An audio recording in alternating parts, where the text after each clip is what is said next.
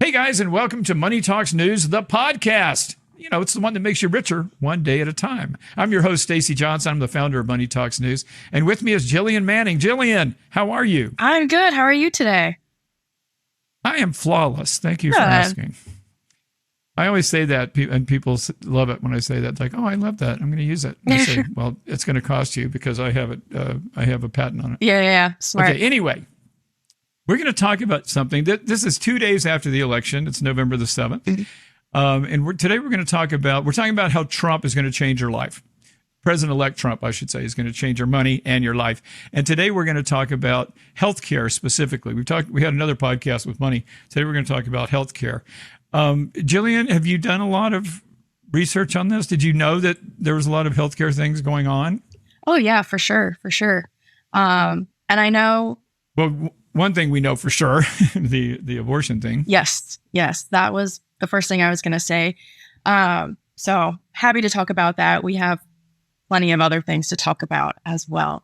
But abortion was certainly a major concern for a lot of demographics, particularly, of course, women this election. So that's definitely important. It does have its own economic implications as well. Tell me about that, because I'm going to say too that I'm the money expert here, but I'm not a healthcare expert really. So your opinion is good on this too. So how do abortion policies, how do they affect finances? Sure. In general. Yeah, we have already seen that a report or collection of studies released by the Joint Economic Committee very recently. Kind of details the fact, I think it was $68 billion have already been lost per year as a result of, think about the 16 states that currently have more extreme abortion bans in place. And I'm not going to say I'm an expert as to why, but I think there are some clear ideas.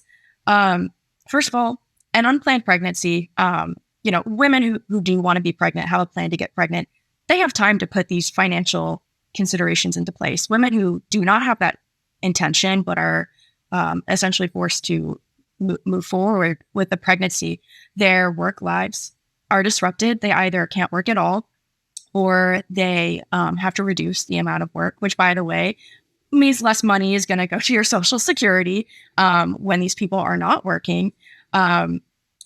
If they don't have the money to have a family, but they are now in the position where they have to, they're going to go to government assistance. They're going to need to pull more money out of resources. And my last point that I have off the top of my head, and then I'll concede to you, is that when things like abortion are criminalized in states, and we are already seeing this, a woman can have a miscarriage. The state sees that as suspect, and she's arrested, which has, again, economic implications for your local money. You are having officers on the scene. Are they really getting arrested, Jillian? Or are they? I thought they were just not getting health care. Are they really putting people in jail? I have seen videos of women being questioned by the cops and taken in over miscarriage allegations or suspect abortions. And that's interesting. If laws do get more extreme, which based off of certain people in power and things that have been suggested is very possible, that is something that we have talked about. Even I believe J.D. Vance has made a statement about wanting to track pregnancies or stop women from coming in and out of state. So that's resources. But if women are receiving criminal penalties, whether that's jail or fines or whatever it is, you're paying for court. You're paying for what it takes to take care of someone in prison. All of this sucks out of the economy, and that's aside from the emotional distress. But women who are pregnant who don't have plans to be, they leave work, or even if they are at work, they are more tired, they're more stressed. Being tired, being stressed, being burnt out, there are studies that show that companies make less money when that's the state of mind that their employees are in. Well, actually, though, to bring this topic back to where we began, Mm-hmm. the abortion has already been relegated to states. Yes. And Donald Trump has said he would not sign a nationwide abortion ban. Mm-hmm. Now, and as we speak, the House is yet to be decided. It may have been decided. Well, it may be decided while we're talking. But right now, you've got the Senate and the White House is in the hands of Republicans. If they get the House, then they are going to be able to pass just about any legislation they want, including a nationwide abortion ban. Sure. Now, Donald Trump has said he would not sign that, but we don't know what he will do, especially when they can pass virtually any law they want. Maybe not easily if there's not a big margin in the House, but nonetheless, it could get done. But let's move on now. Sure. The Affordable Care Act. Mm-hmm. Now, I don't know if you were paying attention to the to politics back in 2017. I was in high school, so not quite as much as I do now. Okay. Well, at that time, Donald Trump does not like the Affordable Care Act. He has said so, and he tried to overturn it without any replacement, as a matter of fact, and only one senator, John McCain, prevented that from happening. Now, Donald Trump has also said, though, that he will not repeal the Affordable Care Act this time. Because it's a monsterly popular program in the United States. The Republican Party tried to prevent it from ever being enacted in the first place. It was an Obama mandate. And since then, it's become hugely popular. However, they are now saying they may want to modify the ACA to make it more affordable. One of the things that was discussed at that time, and is being discussed again now, is turning the ACA and making it less expensive. Essentially, I'm trying to figure out how to boil this down so it's simple. Giving people with it had a mandate where everybody who wanted insurance could get insurance, even with pre-existing conditions. That's one of the biggest things about the ACA, and it is possible. And in fact, I think J.D. Vance or others in the House have decided that maybe we should not have the ACA for everybody, make it cheaper for people who are in better health, like you, Jillian, but would make it way more expensive for people like me who are older. And so they're likely to tinker with the ACA. Whether that's good tinkering or bad, we don't know yet. But generally speaking, it's probably going to be more difficult for those of us who are older. Now, actually, I'm on Medicare. That's how old I am. But for people who are older, who have pre-existing conditions, it is quite possible that this will become more difficult. Also, Medicaid. Medicaid is another thing too that could be changed. And actually, in the state where we live, and the state where I live, Florida, Medicaid, they turned down expanding Medicaid. In other words, no, I'm sorry, that they reversed that in Florida. But there are states, when the ACA came along, the government said that they were going to expand Medicaid in every state. In other words, you're going to be able to put more people into Medicaid, and the government was going to pay for it. The federal government was going to pay for it. It wasn't going to cost the states anything.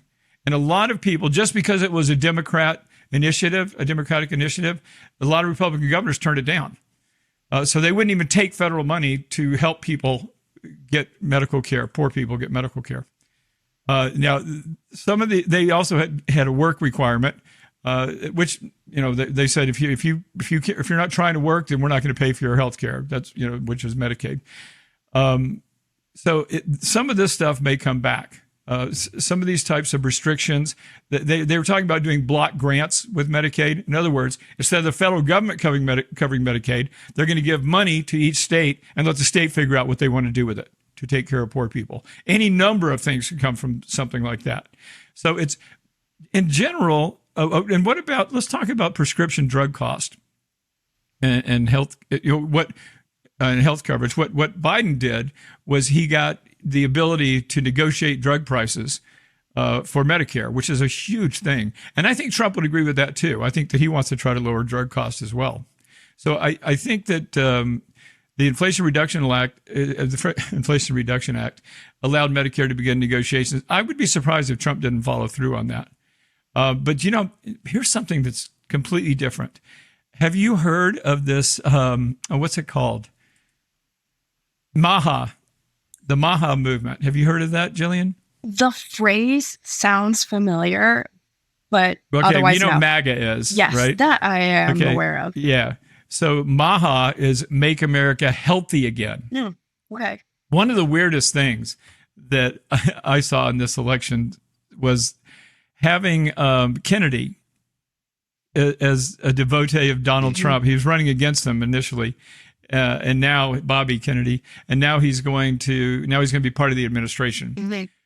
A lot of people are up in arms about this guy because he thinks, and by the way, some of this may actually be true, but he thinks that the corporations in America are in cahoots with like the national national health. What's it called? I'm looking for it in my notes, but anyway, National Institutes of Health. Should have known that. Anyway, so he thinks that the corporations are working with the National Institutes of Health to poison Americans. They, by feeding them things like Cocoa Puffs and stuff like that. So he wants to change the whole healthcare system. He thinks it's corrupt. Yes. What do you think about that? I will say, I don't know about collaboration. I don't know, but I do know he is right on the fact that our food has, ingredients that are illegal in other countries. And if he wants to follow through on changing that I think is great for me or to me. But he has other health policies, and Trump has said he wants to give him full control. That I do disagree with. He has stances against vaccines that I don't think will be very beneficial. He hasn't said he wants to ban them, but his control could limit what insurance will cover. This coverage impacts how healthy people stay. And again, when people are not healthy, they are not working. We've seen also in the pandemic, not that we're going to have pandemic after pandemic, but when people aren't taking care of themselves, there are economic impacts to that. He wants to remove fluoride from the water, which there's no science. Yeah, I forgot about that. There's no scientific basis for that. And frankly, there's scientific basis that it improves your teeth health. If your teeth deteriorate, that's some more bills for you. What else? I have quite a few things on him.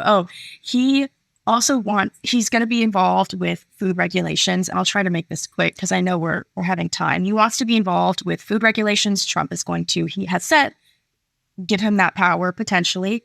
And Trump's administration, RFK, RFK Jr. being involved with him, I'm assuming he's on the same boat.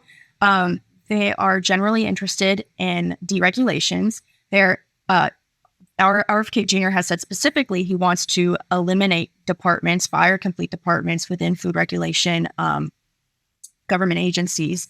And something I report on every week is the amount of products that we have being recalled and the amount of food products, but consumer products in general.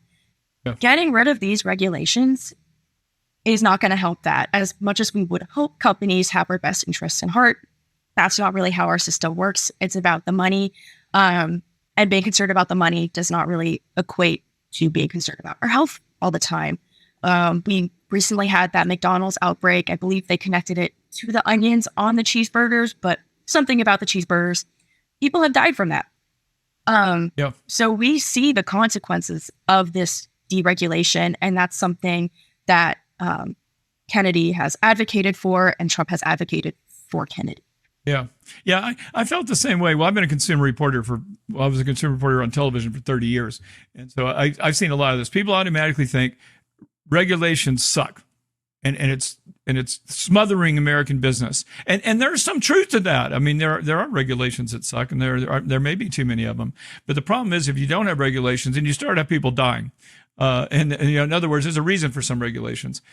And that, I guess, is another topic. But I think you summarized his beliefs very well. And as far as the vaccine thing goes, I'm sorry, maybe it's just me. I was raised with science, and I'm going to continue to believe in science. I do believe there are some things here that could be potentially positive for people health-wise. But I'm not going to ever go down the road where I think that the government's implanting me with a microchip when they're trying to save my life from a contagious disease. That's a little far for me personally. Yeah, that's a little far from me personally too. And that is about all the time we have, guys. Thank you very much, Jillian, because Thank you for having I me. think you knew more about this topic than I did, which is totally fine. I mean, it's not my area, my forte or my area of expertise. Out of my wheelhouse. That's all the analogies I can think of. But folks, thank you so much for tuning in. Be sure and follow us on Facebook, on YouTube, on Twitter. Subscribe to our email at moneytalksnews.com. And in general, just give us some loving. We're going to see you right here next time. Have a great one.